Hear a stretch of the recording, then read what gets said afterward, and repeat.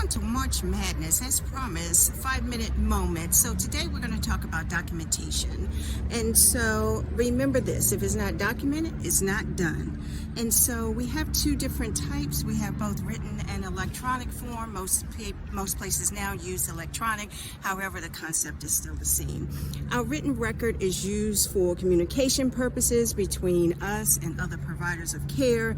It shows others where we stopped and where they need to start. So for continuity of care, quality improvement, when something goes wrong, then many times our documentation is used in order to improve something, for people who are in risk management. It's also a legal record. And so that is one of the most important things, is a legal record. So again, if it's not documented, it's not done. And so we're going to move in and talk about several different types of documentation. I also want to bring your attention to using standardized language. So when we're talking about, for example, the buttocks, it's the buttocks. It's not the butt, the tush, the poo-poo, the whatever. It is the buttock. So we need to make certain that we are using standardized language. All right, so then we move on to the different types of formats that can be used. Many times people use a narrative, and that's just like telling a story. That's probably one of the simplest ways to document, because you know the story of you taking care of your patient. You have to be careful though, because sometimes in telling a story you can omit things. We also have something called PI, and with PI we look at identifying a problem, coming up with interventions, which are our actions, and then evaluating. So for an example, if we use PI for a person that has a headache, the problem is person has a headache. Intervention might be to provide rest, to give the person 650 milligrams of Tylenol, something like that, whatever our intervention is. And then we're going to evaluate, was that effective or was it not? If it was effective, yay. If it wasn't, we got to go back and reassess. We can also use a documentation form called SOAPy. Now, SOAPy is really an older format, and some people use SOAP, some people use SOAPy, some people use SOAPier. So we're going to take SOAPy today. And so with that, we have subjective data. Subjective data is whatever your patient says. Going back to the example of the headache, I have a headache. My headache is 8 out of 10 on a scale of 0 to 10.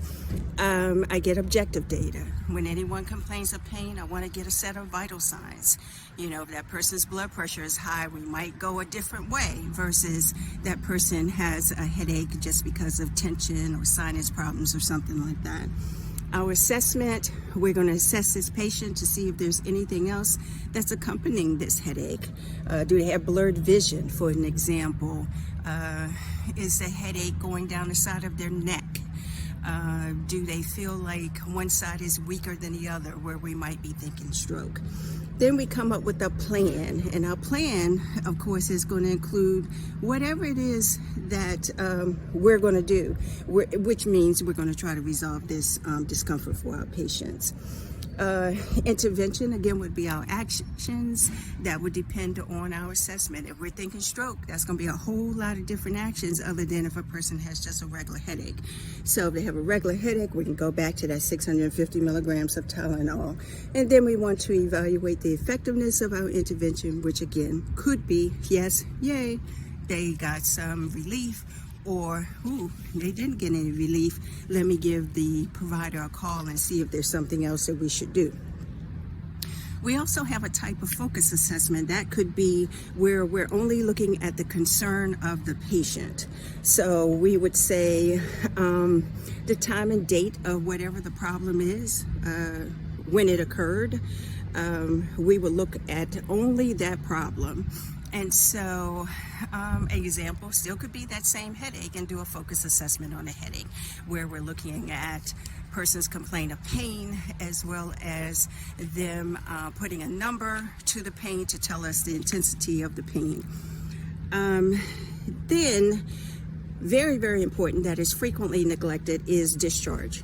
We must have discharge summary documented. That should include what you told the patient verbalized understanding, a copy of the documentation was provided to the patient or the patient's family, who's picking up that patient. All of that information needs to be documented, because again, if it's not documented, it's not done. Now, a couple of cautionary tales: don't just initial if you have a flow sheet or graphic record, because when you follow that without really checking, your patient might not even be in the bed, and you busy saying that they're on their left side or their right side or something like that. Make sure that if you're documenting patients in the bed safely, you turn and reposition them, that they really are there and not just you're following the next person that was ahead of you. Don't document "will continue to closely monitor," because the truth is this: when you say you will do something, that's in the future. So you have no documentation to support that you actually did anything. So avoid that. You might want to say something like, said nurse, meaning yourself, is monitoring the patient, will check in 30 minutes or 60 minutes or whatever. So that is documentation in a nutshell. Bye for now.